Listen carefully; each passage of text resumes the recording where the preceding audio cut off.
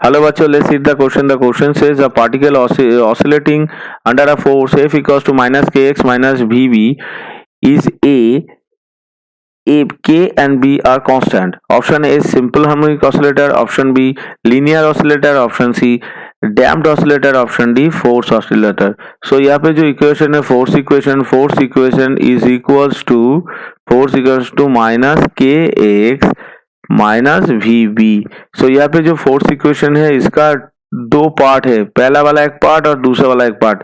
तो पहले वाले पार्ट में जो रिलेट है वो डिस्प्लेसमेंट के साथ है और दूसरे वाले पार्ट में उसका वेलोसिटी के साथ रिलेशन है।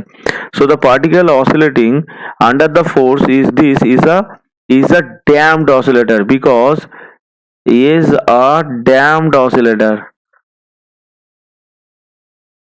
बिकॉज इसका जो फर्स्ट पार्ट है, ये जो फर्स्ट पार्ट है यानी के एक्स, ये जो फर्स्ट पार्ट है, ये फर्स्ट पार्ट क्या कर रहा है, ये रिप्रेजेंट कर रहा है उसका रेस्टोरिंग फोर्स को।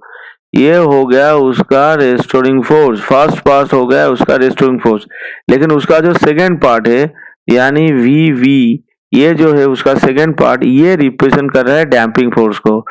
ये रिप्रेजेंट कर रहा है हमारा डैम्पिंग फोर्स। तो अगर इसका फर्स्ट पार्ट रेस्टोरिंग फोर्स और सेकंड पार्ट डैम्पिंग फोर्स को रिप्रेजेंट करेगा तो ये डैम्प्ड ऑसिलेटर का इक्वेशन को रिप्रेजेंट करेगा।